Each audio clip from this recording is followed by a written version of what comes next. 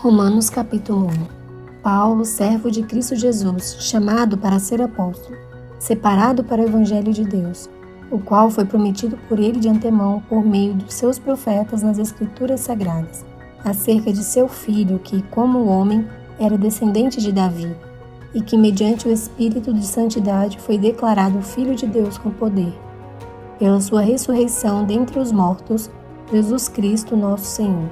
Por meio dele e por causa do seu nome, recebemos graça e apostolado para chamar dentre todas as nações um povo para a obediência que vem pela fé. E vocês também estão entre os chamados para pertencerem a Jesus Cristo. A todos que em Roma são amados de Deus e chamados para serem santos. A vocês, graça e paz da parte de Deus nosso Pai e do Senhor Jesus Cristo. Antes de tudo, sou grato a meu Deus, mediante Jesus Cristo, por todos vocês, porque em todo o mundo está sendo anunciada a fé que vocês têm. Deus, a quem sirvo de todo o coração, pregando o Evangelho de seu Filho, é minha testemunha de como sempre me lembro de vocês, em minhas orações, e peço que agora, finalmente, pela vontade de Deus, seja-me aberto o caminho para que eu possa visitá-los. Anseio vê-los a fim de compartilhar com vocês algum dom espiritual para fortalecê-los. Isto é, para que eu e vocês sejamos mutuamente encorajados pela fé. Quero que vocês saibam, irmãos, que muitas vezes planejei visitá-los, mas fui impedido até agora. Meu propósito é colher algum fruto entre vocês, assim como tenho colhido entre os demais gentios. Sou devedor tanto a gregos como a bárbaros, tanto a sábios como a ignorantes. Por isso, estou disposto a pregar o Evangelho também a vocês que estão em Roma. Não me envergonho do Evangelho, porque é o poder de Deus para a salvação de todo aquele que crê, primeiro do judeu, depois do grego, porque no Evangelho é revelada a justiça de Deus, uma justiça que do princípio ao fim é pela fé, como está escrito, o justo viverá pela fé. Portanto, a ira de Deus é revelada dos céus contra toda a impiedade e injustiça dos homens, que suprimem a verdade pela injustiça. Pois o que de Deus se pode conhecer é manifesto entre eles, porque Deus lhes manifestou. Pois desde a criação do mundo, os atributos invisíveis de Deus, seu eterno poder e sua natureza divina, têm sido vistos claramente, sendo compreendidos por meio das coisas criadas, de forma que tais homens são indesculpáveis, porque tendo conhecido a Deus, não o glorificaram como Deus, nem lhe renderam graças, mas os seus pensamentos tornaram-se fúteis, e o coração insensato deles obscureceu-se. Dizendo-se sábios, tornaram-se loucos, e trocaram a glória do Deus imortal por imagens feitas segundo a semelhança do homem mortal, bem como de pássaros, quadrúpedes e répteis. Por isso Deus os entregou à impureza sexual, segundo os desejos pecaminosos do seu coração, para a degradação do seu corpo entre si. Trocaram a verdade de Deus pela mentira, e adoraram e serviram a coisas e seres criados, em lugar do Criador, que é bendito para sempre. Amém. Por causa disso, Deus os entregou a paixões vergonhosas. Até suas mulheres trocaram suas relações sexuais naturais por outras, contrárias à natureza. Da mesma forma, os homens também abandonaram as relações naturais com as mulheres e se inflamaram de paixões uns pelos outros. Começaram a cometer atos indecentes, homens com homens, e receberam em si mesmos o castigo merecido pela sua perversão. Além do mais, visto que desprezaram o conhecimento de Deus, ele os entregou a uma disposição mental reprovável para praticarem o que não deviam. Tornaram-se cheios de toda sorte de injustiça, maldade, ganância e depravação. Estão cheios de inveja, homicídio, rivalidade, engano e malícia. São bisbilhoteiros, caluniadores, inimigos de Deus, insolentes, arrogantes e presunçosos. Inventam maneiras de praticar o mal, desobedecem a seus pais, são insensatos, desleais, sem amor pela família, implacáveis, embora conheçam o justo decreto de Deus, de que as pessoas que praticam tais coisas merecem a morte, não somente continuam a praticá-las, mas também aprovam aqueles que as praticam. Romanos capítulo 2. Portanto, você, que julga os outros é indesculpável, pois está condenando a si mesmo naquilo em que julga, visto que você, que julga, pratica as mesmas coisas. Sabemos que o juízo de Deus contra os que praticam tais coisas é conforme a verdade. Assim, quando você, um simples homem, os julga, mas pratica as mesmas coisas, pensa que escapará do juízo de Deus? Ou será que você despreza as riquezas da sua bondade, tolerância e paciência, não reconhecendo que a bondade de Deus o leva ao arrependimento? Contudo, por causa da sua teimosia e do seu coração obstinado, você está acumulando ira contra si mesmo para o dia da ira de Deus, quando se revelará o seu justo julgamento. Deus retribuirá a cada um conforme o seu procedimento. Ele dará vida eterna aos que, persistindo em fazer o bem, buscam glória, honra e imortalidade. Mas haverá ira e indignação para os que são egoístas, que rejeitam a verdade e seguem a injustiça. Haverá tribulação e angústia para todo ser humano que pratica o mal, primeiro para os judeus, depois para o grego. Mas glória, honra e paz para todo o que pratica o bem, primeiro para o judeu, depois para o grego. Pois em Deus não há parcialidade. Todo aquele que pecar sem a lei também perecerá, e todo aquele que pecar sob a lei, pela lei será julgado. Porque não são os que ouvem a lei que são justos aos olhos de Deus, mas os que obedecem à lei. Estes serão declarados justos. De fato, quando os gentios, que não têm a lei, praticam naturalmente o que ela ordena, tornam-se lei para si mesmos, embora não possuam a lei, pois mostram que as exigências da lei estão gravadas em seu coração. Disso dão testemunho também a sua consciência e os pensamentos deles, ora acusando-os, ora defendendo-os. Isso tudo se verá no dia em que Deus julgar os segredos dos homens, mediante Jesus Cristo, conforme o declara o meu Evangelho. Ora, você leva o nome de judeu, apoia-se na lei e orgulha-se de Deus. Você conhece a vontade de Deus e aprova o que é superior, porque é instruído pela lei. Você está convencido de que é guia de cegos, luz para os que estão em trevas, instrutor de insensatos, mestre de crianças, porque tem na lei a expressão do conhecimento e da verdade. E então, você que ensina os outros não ensina a si mesmo? Você que prega contra o furto, furta? Você que diz que não se deve adulterar, adultera? Você que detesta ídolos, rouba-lhes os templos? Você que se orgulha da lei, desonra a Deus, desobedecendo a lei? Pois, como está escrito, o nome de Deus é blasfemado entre os gentios por causa de vocês. A circuncisão tem valor se você obedece à lei, mas se você desobedece à lei, a sua circuncisão já se tornou incircuncisão. Se aqueles que não são circuncidados obedecem aos preceitos da lei, não serão eles considerados circuncidados? Aquele que não é circuncidado fisicamente, mas obedece à lei, condenará você que, tendo a lei escrita e a circuncisão, é transgressor da lei. Não é judeu quem o é apenas exteriormente, nem é circuncisão a que é meramente exterior e física. Não, judeu é quem o é interiormente, e circuncisão é a operada no coração pelo Espírito e não pela palavra escrita. Para estes o louvor não provém dos homens, mas de Deus. Romanos capítulo 3. Que vantagem há então em ser judeu, ou que utilidade há na circuncisão? Muita, em todos os sentidos, principalmente porque aos judeus foram confiadas as palavras de Deus. Que importa se algum deles foram infiéis? A sua infidelidade anulará a fidelidade de Deus? De maneira nenhuma. Seja Deus verdadeiro, todo homem mentiroso, como está escrito, para que seja justificado nas tuas palavras e prevaleças quando fores julgado. Mas, se a nossa injustiça ressalta de maneira ainda mais clara a justiça de Deus, que diremos? Que Deus é injusto por aplicar a sua ira? Estou usando um argumento humano. Claro que não. Se fosse assim, como Deus iria julgar o mundo? Alguém pode alegar ainda, se a minha mentira ressalta a veracidade de Deus, aumentando assim a sua glória, Por que sou condenado como pecador? Por que não dizer, como alguns caluniosamente afirmam, que dizemos: façamos o mal para que nos venha o bem? A condenação dos tais é merecida.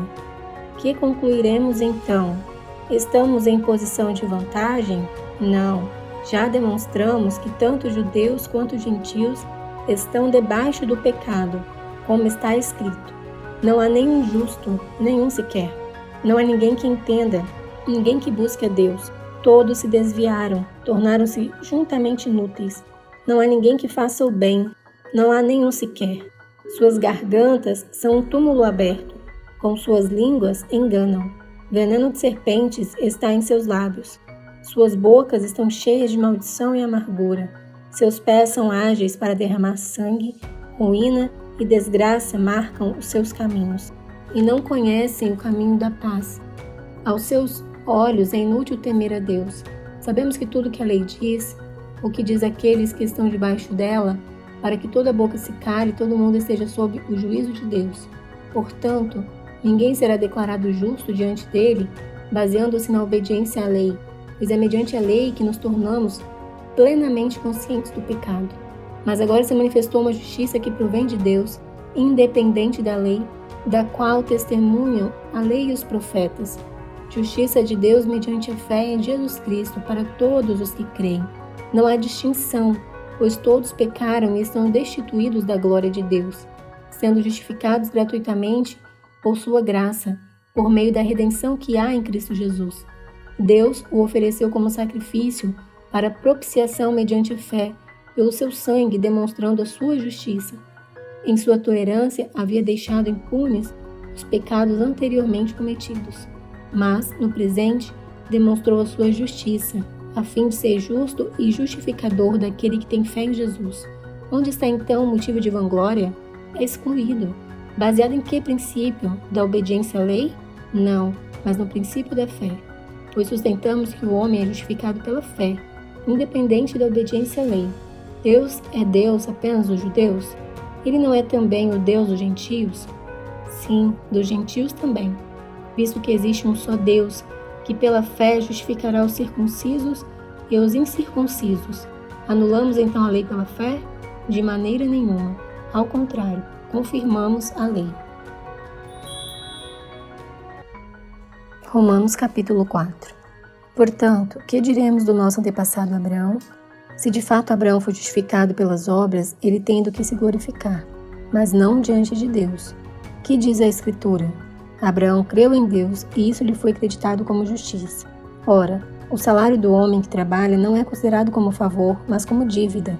Todavia, aquele que não trabalha, mas confia em Deus, que justifica o ímpio, sua fé lhe é acreditada como justiça.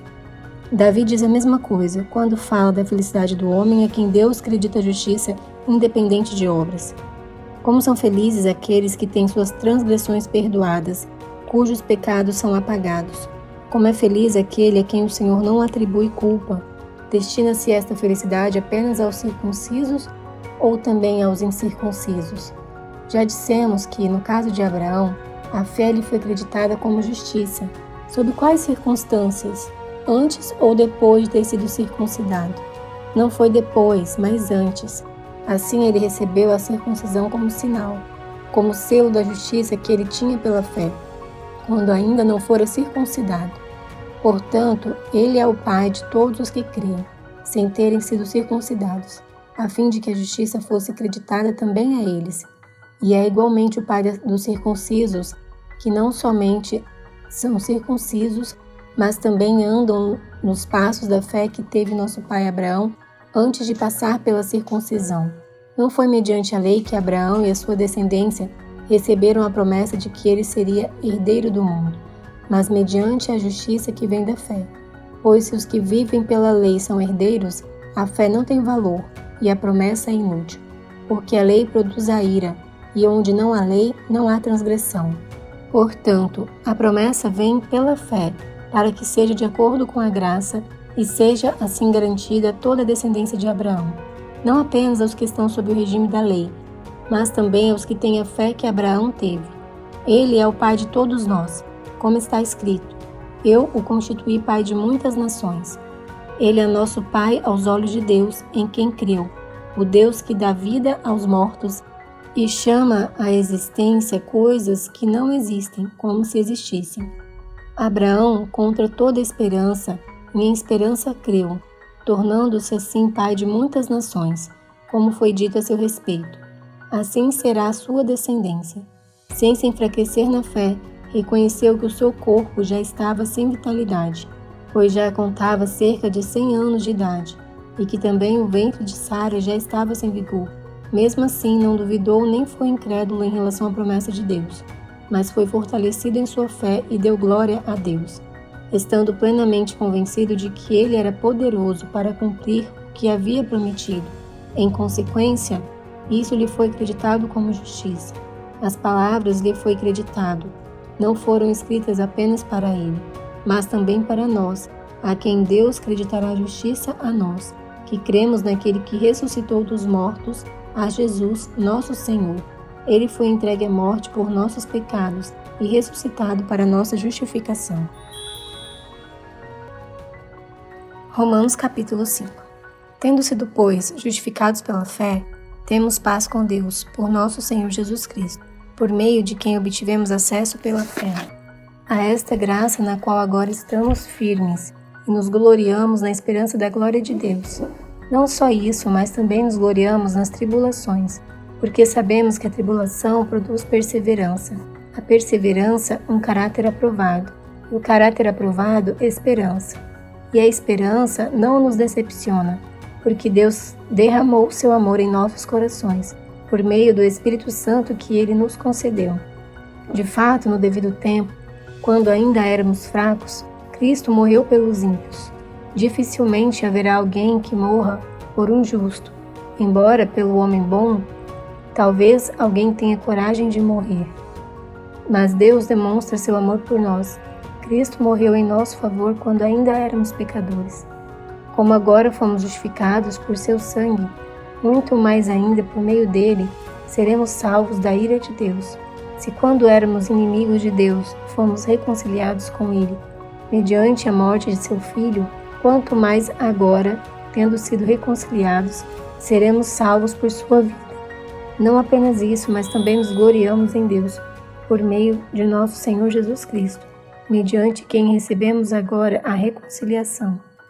Portanto, da mesma forma como o pecado entrou no mundo, por um homem e pelo pecado a morte, assim também a morte veio a todos os homens, porque todos pecaram. Pois antes de ser dada a lei, o pecado já estava no mundo. Mas o pecado não é levado em conta quando não existe lei. Todavia, a morte reinou desde o tempo de Adão até o de Moisés, mesmo sobre aqueles que não cometeram pecado semelhante à transgressão de Adão, o qual era um tipo daquele que haveria de vir. Entretanto, não há comparação entre a dádiva e a transgressão. De fato, muitos morreram por causa da transgressão de um só homem, mas a graça de Deus, isto é, a dádiva pela graça de um só, Jesus Cristo, transbordou ainda para muitos. Não se pode comparar a dádiva de Deus com a consequência do pecado de um só homem. Por um pecado veio o julgamento que trouxe condenação, mas a dádiva decorreu de muitas transgressões e trouxe justificação. Se pela transgressão de um só a morte reinou por meio dele, muito mais aqueles que recebem de Deus a imensa provisão da graça e a dádiva da justiça reinarão em vida por meio de um único homem, Jesus Cristo. Consequentemente, assim como uma só transgressão resultou na condenação de todos os homens, assim também um só ato de justiça resultou na justificação, que traz vida a todos os homens. Logo, assim como por meio da desobediência de um só homem muitos foram feitos pecadores, assim também por meio da obediência de um único homem muitos serão feitos justos. A lei foi introduzida para que a transgressão fosse ressaltada, mas onde aumentou o pecado, transbordou a graça, a fim de que, assim como o pecado reinou na morte, também a graça reine pela justiça, para conceder vida eterna mediante Jesus Cristo, nosso Senhor. Romanos capítulo 6. Que diremos então? Continuaremos pecando para que a graça aumente? De maneira nenhuma. Nós, os que morremos para o pecado, como podemos continuar vivendo nele? Ou vocês não sabem que todos nós, que fomos batizados em Cristo Jesus, fomos batizados em sua morte? Portanto, fomos sepultados com ele na morte por meio do batismo, a fim de que, assim como Cristo foi ressuscitado dos mortos mediante a glória do Pai, também nós vivamos uma vida nova. Se dessa forma fomos unidos a ele na semelhança da sua morte, certamente o seremos também na semelhança da sua ressurreição. Pois sabemos que o novo velho homem foi crucificado com ele para que o corpo do pecado seja destruído e não mais sejamos escravos do pecado. Pois quem morreu foi justificado do pecado. Ora, se morremos com Cristo, cremos que também com ele viveremos. Pois sabemos que, tendo sido ressuscitado dos mortos, Cristo não pode morrer outra vez. A morte não tem mais domínio sobre ele. Porque morrendo, ele morreu para o pecado uma vez por todas, mas vivendo, vive para Deus. Da mesma forma, considerem-se mortos para o pecado, mas vivos para Deus em Cristo Jesus. Portanto, não permitam que o pecado continue dominando seus corpos mortais, fazendo que vocês obedeçam aos seus desejos. Não ofereçam os membros do corpo de vocês ao pecado como instrumentos de injustiça. Antes, ofereçam-se a Deus como quem voltou da morte para a vida, e ofereçam os membros do corpo de vocês a Ele, como instrumentos de justiça, pois o pecado não os dominará, porque vocês não estão debaixo da lei, mas debaixo da graça. E então, vamos pecar porque não estamos debaixo da lei, mas debaixo da graça? De maneira nenhuma. Não sabem que quando vocês se oferecem a alguém para lhe obedecer como escravos, tornam-se escravos daquele a quem obedecem, escravos do pecado que leva à morte ou da obediência que leva à justiça. Mas, graças a Deus, porque, embora vocês tenham sido escravos do pecado, passaram a obedecer de coração à forma de ensino que lhes foi transmitida. Vocês foram libertados do pecado e tornaram-se escravos da justiça. Falo isso em termos humanos, por causa das suas limitações humanas. Assim como vocês ofereceram os membros do seu corpo em escravidão, a impureza e a maldade que leva à maldade, ofereçam-nos agora em escravidão à justiça que leva à santidade. Quando vocês eram escravos do pecado, estavam livres da justiça. Que fruto colheram então das coisas das quais agora vocês se envergonham? O fruto delas é a morte. Mas agora que vocês foram libertados do pecado e se tornaram escravos de Deus, o fruto que colhem leva à santidade, e o seu fim é a vida eterna, pois o salário do pecado é a morte, mas o dom gratuito de Deus é a vida eterna em Cristo Jesus, nosso Senhor. Romanos capítulo 7. Meus irmãos, falo a vocês como a pessoas que conhecem a lei. Acaso vocês não sabem que a lei tem autoridade sobre alguém apenas enquanto ele vive? Por exemplo, pela lei, a mulher casada está ligada a seu marido enquanto ele estiver vivo, mas, se o marido morrer, ela estará livre da lei do casamento. Por isso, se ela se casar com outro homem enquanto seu marido ainda estiver vivo, será considerada adúltera. Mas, se o marido morrer, ela estará livre daquela lei e mesmo que venha se casar com outro homem, não será adúltera. Assim, meus irmãos, vocês também morreram para a lei, por meio do corpo de Cristo, para pertencerem a outro, aquele que ressuscitou dos mortos, a fim de que venhamos a dar fruto para Deus. Pois quando éramos controlados pela carne, as paixões pecaminosas despertadas pela lei atuavam em nosso corpo de forma que dávamos fruto para a morte. Mas agora, morrendo para aquilo que antes nos prendia, fomos libertados pela lei, para que sirvamos conforme o novo modo do Espírito, e não segundo a velha forma da lei escrita. Que diremos então? A lei é pecado? De maneira nenhuma. De fato, eu não saberia o que é pecado, a não ser por meio da lei.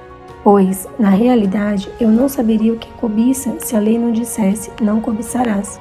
Mas o pecado, aproveitando a oportunidade dada pelo mandamento, produziu em mim todo tipo de desejo cobiçoso. Pois, sem a lei, o pecado está morto. Antes eu vivia sem a lei, mas quando o mandamento veio, o pecado reviveu e eu morri. Descobri que o próprio mandamento destinado a produzir vida, na verdade produziu morte. Pois o pecado, aproveitando a oportunidade dada pelo mandamento, enganou-me e por meio do mandamento me matou.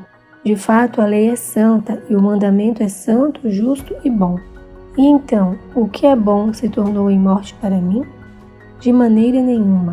Mas, para que o pecado se mostrasse como pecado, ele produziu morte em mim por meio do que era bom, de modo que por meio do mandamento ele se mostrasse extremamente pecaminoso. Sabemos que a lei é espiritual. Eu, contudo, não o sou, pois fui vendido como escravo ao pecado. Não entendo o que faço, pois não faço o que desejo, mas o que odeio. E, se faço o que não desejo, admito que a lei é boa. Neste caso, não sou mais eu quem o faz, mas o pecado que habita em mim. Sei que nada de bom habita em mim, isto é, em minha carne, porque tenho o desejo de fazer o que é bom, mas não consigo realizar, pois o que faço não é o bem que desejo, mas o mal que não quero fazer. Esse eu continuo fazendo. Ora, se faço o que não quero, já não sou eu quem o faz, mas o pecado que habita em mim. Assim, encontro esta lei que atua em mim. Quando quero fazer o bem, o mal está junto a mim. No íntimo do meu ser tenho prazer na lei de Deus, mas vejo outra lei atuando nos membros do meu corpo, guerreando contra a lei da minha mente, tornando-me prisioneiro da lei do pecado que atua em meus membros. Miserável homem que eu sou, quem me libertará do corpo sujeito a esta morte? Graças a Deus por Jesus Cristo nosso Senhor, de modo que com a mente eu próprio sou escravo da lei de Deus, mas com a carne da lei do pecado. Romanos capítulo 8. Portanto, agora já não há condenação para os que estão em Cristo Jesus, porque por meio de Cristo Jesus a lei do Espírito de vida me libertou da lei do pecado e da morte. Porque aquilo que a lei for incapaz de fazer por estar enfraquecida pela carne, Deus o fez enviando seu próprio Filho, à semelhança do homem pecador, como oferta pelo pecado. E assim condenou o pecado na carne, a fim de que as justas exigências da lei fossem plenamente satisfeitas em nós, que não vivemos segundo a carne, mas segundo o Espírito. Quem vive segundo a carne tem a mente voltada para o que a carne deseja, mas quem vive de acordo com o Espírito tem a mente voltada para o que o Espírito deseja. A mentalidade da carne é morte, mas a mentalidade do Espírito é vida e paz. A mentalidade da carne é inimiga de Deus, porque não se submete à lei de Deus, nem pode fazê-lo. Quem é dominado pela carne não pode agradar a Deus. Entretanto, vocês não estão sob o domínio da carne, mas do Espírito, se de fato o Espírito de Deus habita em vocês. E, se alguém não tem o Espírito de Cristo, não pertence a Cristo. Mas, se Cristo está em vocês, o corpo está morto por causa do pecado, mas o Espírito está vivo por causa da justiça. E, se o Espírito daquele que ressuscitou Jesus dentre os mortos habita em vocês, aquele que ressuscitou a Cristo dentre os mortos também dará vida a seus corpos mortais, por meio do seu Espírito, que habita em vocês. Portanto, irmãos, estamos em dívida não para com a carne, para vivermos sujeitos a ela. Pois, se vocês viverem de acordo com a carne, morrerão. Mas, se pelo Espírito fizerem morrer os atos do corpo, viverão. Porque todos os que são guiados pelo Espírito de Deus são filhos de Deus. Pois vocês não receberam o Espírito que os escravize para novamente temerem, mas receberam o Espírito que os torna filhos por adoção, por meio do qual clamamos, Abba, Pai. O próprio Espírito testemunha ao nosso Espírito que somos filhos de Deus. Se somos filhos, então somos herdeiros, herdeiros de Deus e co-herdeiros com Cristo, se de fato participamos dos seus sofrimentos, para que também participemos da sua glória. Considero que os nossos sofrimentos atuais não podem ser comparados com a glória que em nós será revelada. A natureza criada aguarda, com grande expectativa, que os filhos de Deus sejam revelados, pois ela foi submetida à inutilidade, não pela sua própria escolha, mas por causa da vontade daquele que a sujeitou, na esperança de que a própria natureza criada será libertada da escravidão, da decadência em que se encontra, recebendo a gloriosa liberdade dos filhos de Deus. Sabemos que toda a natureza criada geme até agora, como em dores de parto. E não só isso, mas nós mesmos, que temos os primeiros frutos do Espírito, Gememos interiormente, esperando ansiosamente nossa adoção como filhos, a redenção do nosso corpo, pois nessa esperança fomos salvos. Mas esperança que se vê não é esperança. Quem espera por aquilo que está vendo?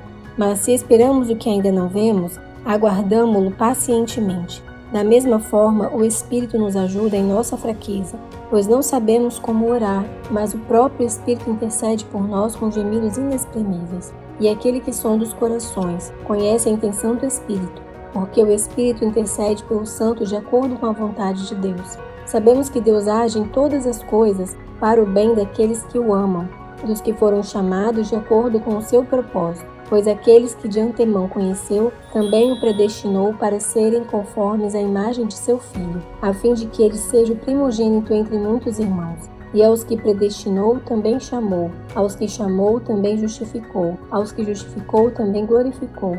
Que diremos, pois, diante dessas coisas? Se Deus é por nós, quem será contra nós? Aquele que não poupou seu próprio Filho, mas o entregou por todos nós, como não nos dará juntamente com ele e de graça todas as coisas? Quem fará alguma acusação contra os escolhidos de Deus? É Deus quem os justifica. Quem os condenará? Foi Cristo Jesus que morreu, e mais, que ressuscitou e está à direita de Deus, e também intercede por nós. Quem nos separará do amor de Cristo? Será tribulação, ou angústia, ou perseguição, ou fome, ou nudez, ou perigo, ou espada, como está escrito. Por amor de ti, enfrentamos a morte todos os dias. Somos considerados como ovelhas destinadas ao matador. Mas, em todas estas coisas, somos mais que vencedores por meio daquele que nos amou. Pois estou convencido de que nem morte, nem vida, nem anjos, nem demônios, nem o presente, nem o futuro, nem quaisquer poderes, nem altura, nem profundidade, nem qualquer outra coisa na criação será capaz de nos separar do amor de Deus, que está em Cristo Jesus, nosso Senhor. Romanos capítulo 9. Digo a verdade em Cristo, não minto. Minha consciência o confirma no Espírito Santo. Tenho grande tristeza e constante angústia em meu coração, pois eu até desejaria ser amaldiçoado e separado de Cristo por amor de meus irmãos, os de minha raça, o povo de Israel. Deles é a adoção de filhos. Deles é a glória divina, as alianças, a concessão da lei, a adoração no templo e as promessas.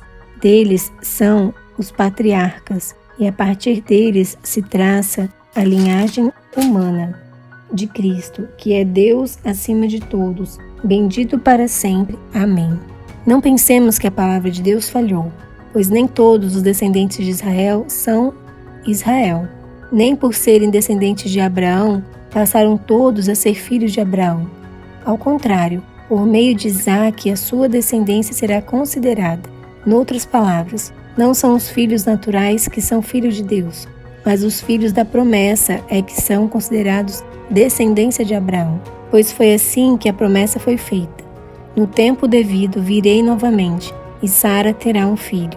E esse não foi o único caso. Também os filhos de Rebeca tiveram o mesmo pai, nosso pai Isaque. Todavia, antes que os gêmeos nascessem ou fizessem qualquer coisa boa ou má, a fim de que o propósito de Deus conforme a eleição permanecesse, não por obras, mas por aquele que chama, foi dito a ela: o mais velho servirá ao mais novo. Como está escrito: amei Jacó, mas rejeitei Esaú. E então, que diremos? Acaso Deus é injusto?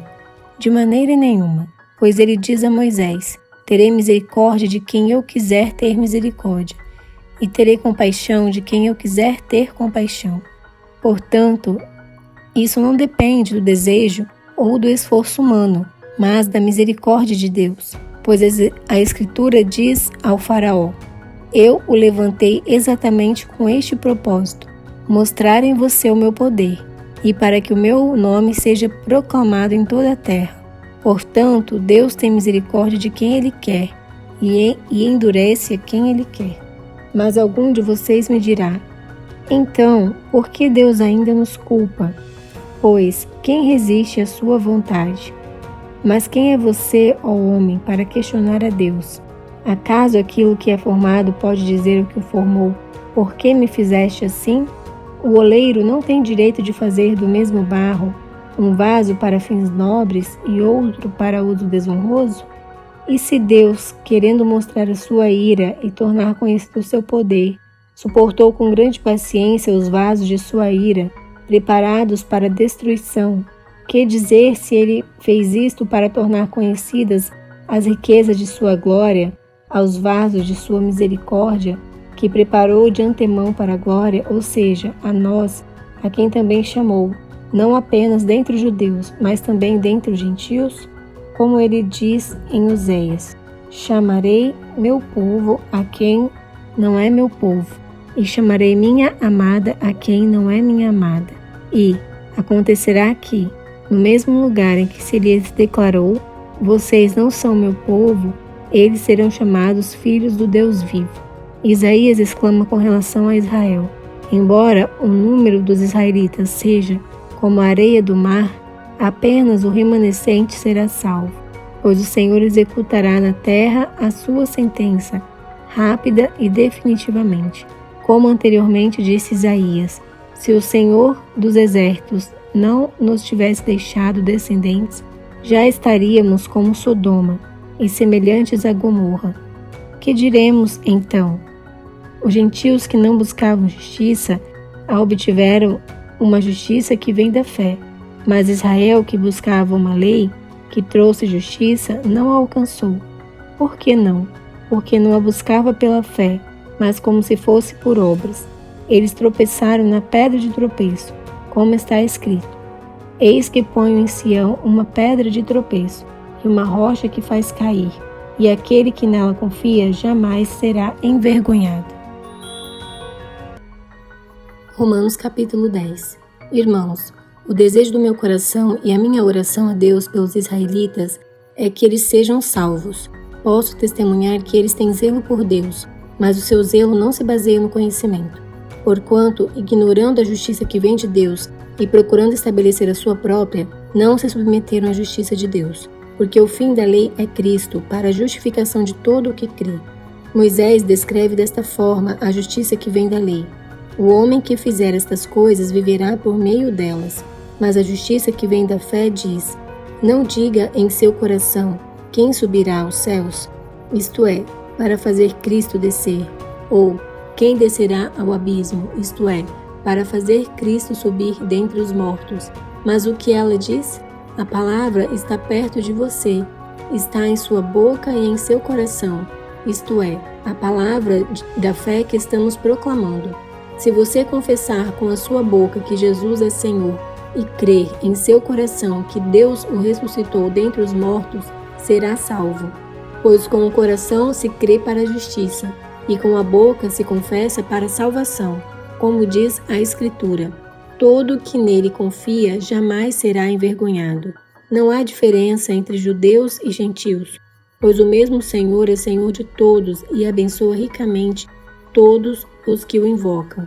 Porque todo aquele que invocar o nome do Senhor será salvo. Como, pois, invocarão aquele em quem não creram? E como crerão naquele de quem não ouviram falar? E como ouvirão se não houver quem pregue? E como pregarão se não forem enviados?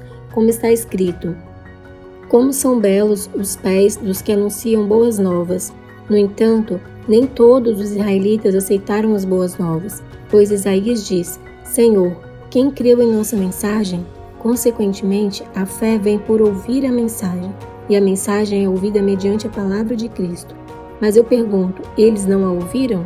Claro que sim, a sua voz ressoou por toda a terra, e as suas palavras até os confins do mundo. Novamente pergunto, será que Israel não entendeu? Em primeiro lugar, Moisés disse: farei que tenham ciúmes de quem não é meu povo. Eu os provocarei a ira, por meio de um povo sem entendimento. E Isaías diz ousadamente: fui achado por aqueles que não me procuravam, revelei-me àqueles que não perguntavam por mim. Mas a respeito de Israel, ele diz: o tempo todo estendi as mãos a um povo desobediente e rebelde. Romanos capítulo 11. Pergunto, pois, acaso Deus rejeitou o seu povo? De maneira nenhuma. Eu mesmo sou israelita, descendente de Abraão, da tribo de Benjamim. Deus não rejeitou o seu povo, o qual de antemão conheceu. Ou vocês não sabem como Elias clamou a Deus contra Israel, conforme diz a Escritura? Senhor, mataram os teus profetas e derrubaram os teus altares. Sou o único que sobrou, e agora estão procurando matar-me. E qual foi a resposta divina? Reservei para mim 7.000 homens que não dobraram os joelhos diante de Baal. Assim, hoje também há um remanescente escolhido pela graça. E, se é pela graça, já não é mais pelas obras. Se fosse, a graça já não seria graça. Quer dizer então, Israel não conseguiu aquilo que tanto buscava, mas os eleitos o obtiveram.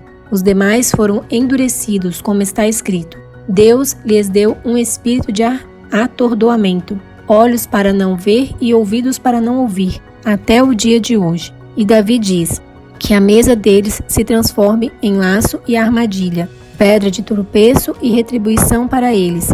Escureçam-se os seus olhos, para que não consigam ver, e suas costas fiquem encurvadas para sempre. Novamente pergunto, acaso tropeçaram para que ficassem caídos? De maneira nenhuma, ao contrário, por causa da transgressão deles, veio salvação para os gentios, para provocar ciúme em Israel. Mas, se a transgressão deles significa riqueza para o mundo, e o seu fracasso riqueza para os gentios, quanto mais significará a sua plenitude. Estou falando a vocês, gentios, visto que sou apóstolo para os gentios, exalto o meu ministério, na esperança de que de alguma forma possa provocar ciúme em meu próprio povo e salvar alguns deles. Pois se a rejeição deles é a reconciliação do mundo, o que será a sua aceitação se não vida dentre os mortos? Se é santa a parte da massa que é oferecida como primeiros frutos, toda a massa também o é. Se a raiz é santa, os ramos também o serão. Se alguns ramos foram cortados, e você, sendo oliveira brava, foi enxertado entre os outros e agora participa da seiva que vem da raiz da oliveira cultivada, não se glorie contra esses ramos. Se o fizer, saiba que não é você quem sustenta a raiz, mas a raiz a você. Então você dirá, os ramos foram cortados para que eu fosse enxertado. Está certo. Eles, porém, foram cortados devido à incredulidade, e você permanece pela fé. Não se orgulhe, mas tema. Pois, se Deus não poupou os ramos naturais, também não poupará você.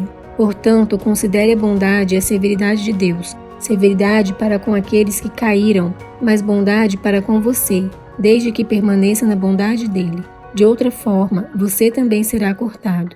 E quanto a eles, se não continuarem na incredulidade, serão enxertados, pois Deus é capaz de enxertá-los outra vez. Afinal de contas, se você foi cortado de uma oliveira brava por natureza e, de maneira antinatural, foi enxertado numa oliveira cultivada, quanto mais serão enxertados os ramos naturais em sua própria oliveira?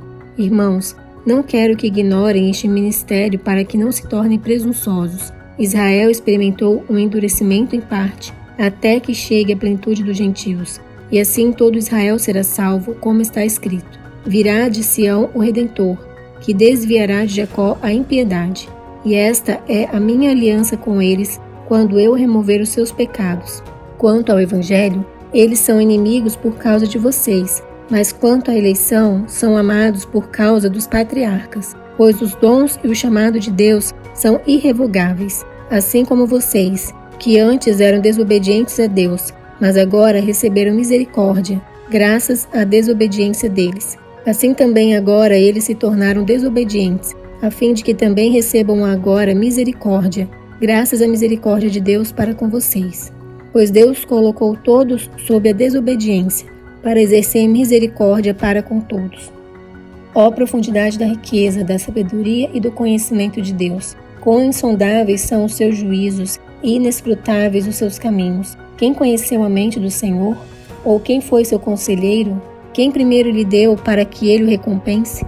Pois dele, por ele e para ele são todas as coisas. A ele seja a glória, para sempre. Amém. Romanos capítulo 12. Portanto, irmãos, rogo-lhes pelas misericórdias de Deus que se ofereçam em sacrifício vivo, santo e agradável a Deus.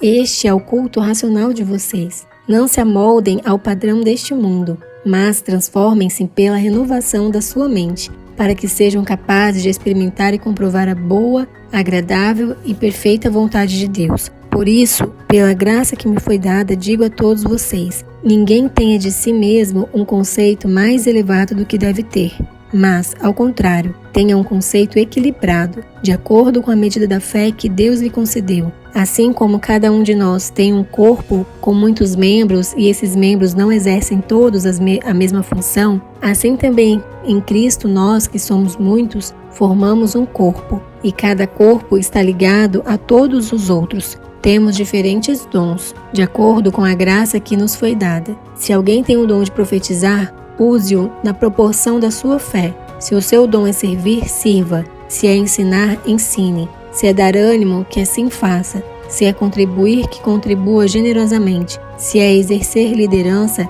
que a exerça com zelo. Se é mostrar misericórdia, que o faça com alegria. O amor deve ser sincero. Odeiem o que é mau, apeguem-se ao que é bom. Dediquem-se uns aos outros com amor fraternal.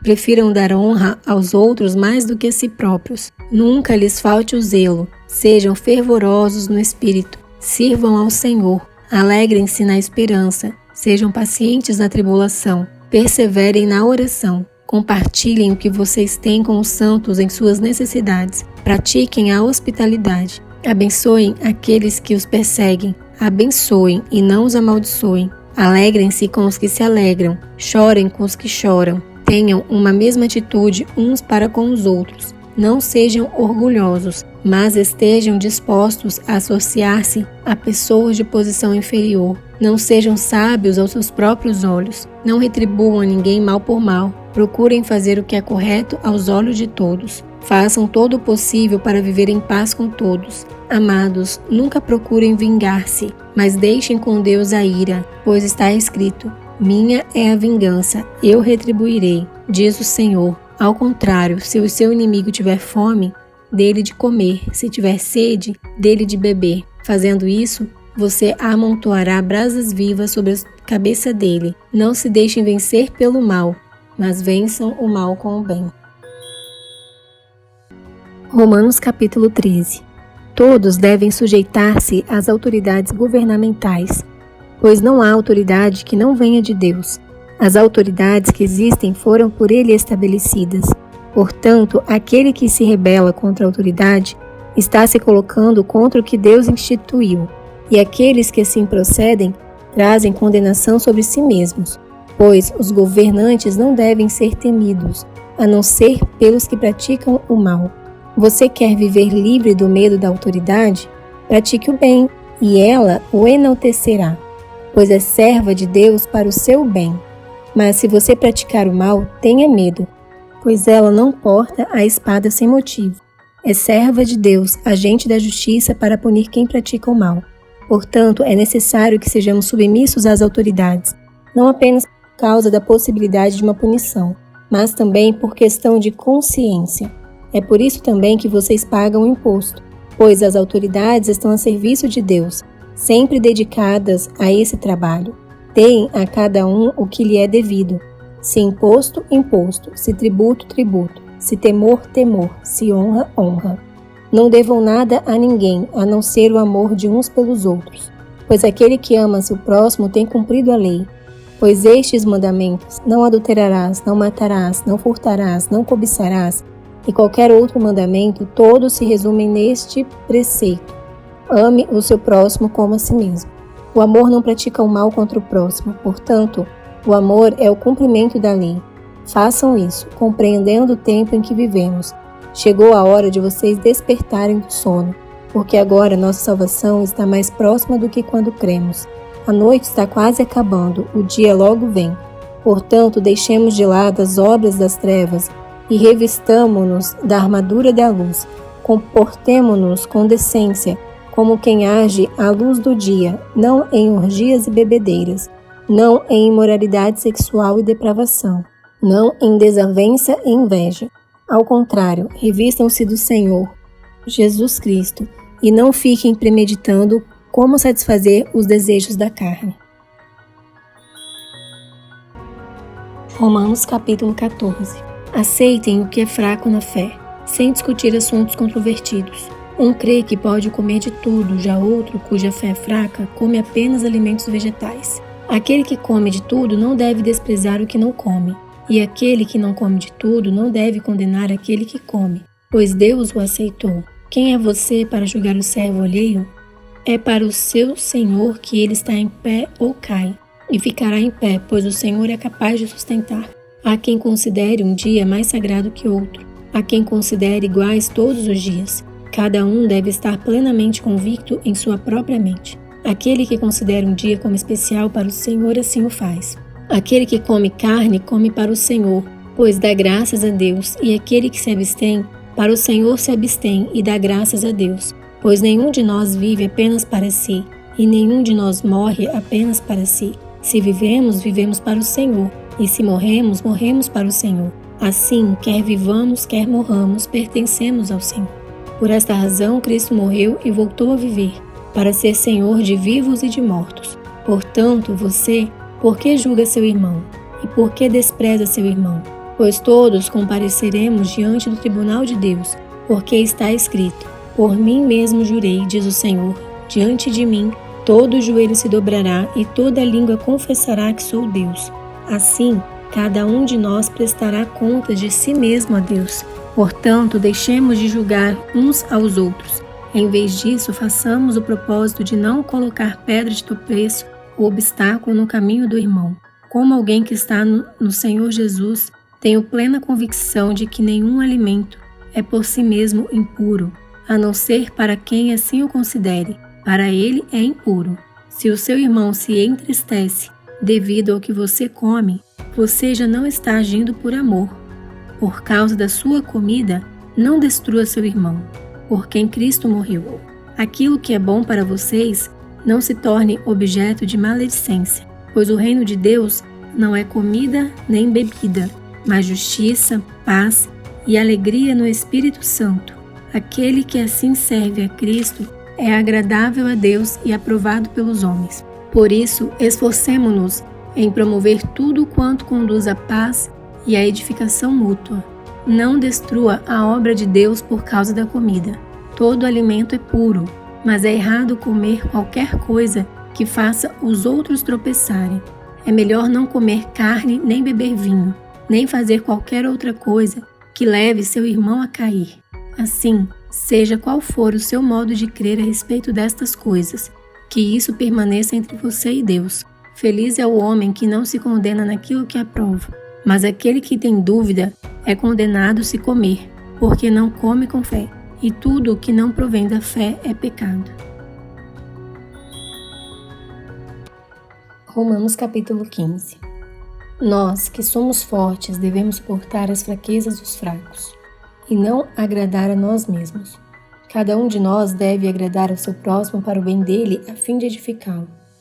Pois também Cristo não agradou a si próprio, mas, como está escrito: os insultos daqueles que te insultam caíram sobre mim, pois tudo o que foi escrito no passado foi escrito para nos ensinar, de forma que, por meio da perseverança e do bom ânimo, procedentes das Escrituras, mantenhamos a nossa esperança. O Deus que concede perseverança e ânimo, deles um espírito de unidade, segundo Cristo Jesus, para que com um só coração e uma só voz, vocês glorifiquem ao Deus e Pai de nosso Senhor Jesus Cristo. Portanto, aceitem-se uns aos outros, da mesma forma que Cristo os aceitou, a fim de que vocês glorifiquem a Deus. Pois eu lhes digo que Cristo se tornou servo dos que são da circuncisão, por amor à verdade de Deus, para confirmar as promessas feitas aos patriarcas, a fim de que os gentios glorifiquem a Deus por sua misericórdia, como está escrito: por isso eu te louvarei entre os gentios, cantarei louvores ao teu nome. E também diz: cantem de alegria, ó gentios, com o povo dele. E mais: louvem o Senhor todos vocês gentios, cantem louvores a ele todos os povos. E Isaías também diz: brotará a raiz de Jessé, aquele que se levantará para reinar sobre os gentios. Estes colocarão nele a sua esperança. Que o Deus da esperança os encha de toda alegria e paz, por sua confiança nele, para que vocês transbordem de esperança pelo poder do Espírito Santo. Meus irmãos, Eu mesmo estou convencido de que vocês estão cheios de bondade e plenamente instruídos, sendo capazes de aconselhar-se uns aos outros. A respeito de alguns assuntos, eu lhes escrevi com toda a franqueza, principalmente para fazê-los lembrar-se novamente deles, por causa da graça que Deus me deu, de ser um ministro de Cristo Jesus para os gentios, com o dever sacerdotal de proclamar o Evangelho de Deus, para que os gentios se tornem uma oferta aceitável a Deus, santificados pelo Espírito Santo. Portanto, eu me glorio em Cristo Jesus, em meu serviço a Deus. Não me atrevo a falar de nada, exceto daquilo que Cristo realizou por meu intermédio, em palavra e em ação, a fim de levar os gentios a obedecerem a Deus, pelo poder de sinais e maravilhas, e por meio do poder do Espírito de Deus. Assim, desde Jerusalém e arredores até o Ilírico, proclamei plenamente o Evangelho de Cristo. Sempre fiz questão de pregar o Evangelho onde Cristo ainda não era conhecido, de forma que não estivesse edificando sobre alicerce de outro, mas antes, como está escrito, hão de vê-lo aqueles que não tinham ouvido falar dele, e o entenderão aqueles que não o haviam escutado. É por isso que muitas vezes fui impedido de chegar até vocês. Mas agora, não havendo nestas regiões nenhum lugar em que precise trabalhar, e visto que há muitos anos anseio vê-los, planejo fazê-lo quando for à Espanha. Espero visitá-los de passagem e dar-lhes a oportunidade de me ajudarem em minha viagem para lá, depois de ter desfrutado um pouco da companhia de vocês. Agora, porém, estou de partida para Jerusalém a serviço dos santos, pois a Macedônia e a Acaia tiveram a alegria de contribuir para os pobres dentre os santos de Jerusalém. Tiveram prazer nisso e, de fato, são devedores aos santos de Jerusalém. Pois, se os gentios participaram das bênçãos espirituais dos judeus, devem também servir aos judeus com os seus bens materiais. Assim, depois de completar esta tarefa e de ter a certeza de que eles receberam esse fruto, irei à Espanha e visitarei vocês de passagem. Sei que, quando for visitá-los, irei na plenitude da bênção de Cristo. Recomendo-lhes, irmãos, por nosso Senhor Jesus Cristo e pelo amor do Espírito, que se unam a mim em minha luta, orando a Deus em meu favor. Orem para que eu esteja livre dos descrentes da Judéia e que o meu serviço em Jerusalém seja aceitável aos santos, de forma que, pela bondade de Deus, eu os visite com alegria e, juntamente com vocês, desfrute de um período de refrigério. O Deus da paz seja com todos vocês. Amém. Romanos capítulo 16. Recomendo-lhes nossa irmã Febe, serva da igreja de Cencreia. Peço que a recebam no Senhor, de maneira digna dos santos, e lhes prestem ajuda de que venha a necessitar, pois tem sido de grande auxílio para muita gente, inclusive para mim. Saúdem Priscila e Áquila, meus colaboradores em Cristo Jesus. Arriscaram a vida por mim. Sou grato a eles, não apenas eu, mas todas as igrejas dos gentios. Saúdem também a igreja que se reúne na casa deles. Saúdem meu amado irmão Epêneto, que foi o primeiro convertido a Cristo na província da Ásia. Saúdem Maria, que trabalhou arduamente por vocês. Saúdem Andrônico e Júnias, meus parentes que estiveram na prisão comigo. São notáveis entre os apóstolos e estavam em Cristo antes de mim. Saúdem Ampliato, meu amado irmão no Senhor. Saúdem Urbano, nosso cooperador em Cristo, e meu amado irmão Estaques. Saúdem Apeles, aprovado em Cristo. Saúdem os que pertencem à casa de Aristóbulo. Saúdem Herodião, meu parente. Saúdem os da casa de Narciso, que estão no Senhor. Saúdem Trífena e Trífosa, mulheres que trabalham arduamente no Senhor. Saúdem a amada Pérside, outra que trabalhou arduamente no Senhor. Saúdem Rufo, eleito no Senhor, e sua mãe, que tem sido mãe também para mim. Saúdem Assíncrito, Fiejonte, Hermes, Pátrobas, Hermas e os irmãos que estão com eles. Saúdem Filólogo, Júlia, Nereu e sua irmã, e também Olimpas e todos os santos que estão com eles. Saúdem uns aos outros com beijo santo. Todas as igrejas de Cristo enviam-lhes saudações. Recomendo-lhes, irmãos, que tomem cuidado com aqueles que causam divisões e colocam obstáculos ao ensino que vocês têm recebido. Afastem-se deles, pois essas pessoas não estão servindo a Cristo, nosso Senhor, mas a seus próprios apetites. Mediante palavras suaves e bajulação, enganam o coração dos ingênuos. Todos têm ouvido falar da obediência de vocês, por isso estou muito alegre, mas quero que sejam sábios em relação ao que é bom e sem malícia em relação ao que é mau. Em breve, o Deus da paz esmagará Satanás debaixo dos pés de vocês. A graça de nosso Senhor Jesus seja com vocês. Timóteo, meu cooperador, envia-lhes saudações, bem como Lúcio, Jasson, Sosípatro, meus parentes. Eu, Tércio, que redigi essa carta, saúdo vocês no Senhor. Gaio, cuja hospitalidade eu e toda a igreja desfrutamos, envia-lhe saudações. Erasto, administrador da cidade, e nosso irmão Quarto enviam-lhe saudações. Que a graça de nosso Senhor Jesus Cristo seja com vocês todos. Amém. Ora, aquele que tem poder para confirmá-los pelo meu evangelho e pela proclamação de Jesus Cristo, de acordo com a revelação do mistério oculto nos tempos passados, mas agora revelado e dado a conhecer pelas Escrituras proféticas, por ordem do Deus eterno, para que todas as nações venham a crer nele e a obedecer-lhe. Sim, ao único Deus sábio seja dada glória para todo sempre, por meio de Jesus Cristo. Amém.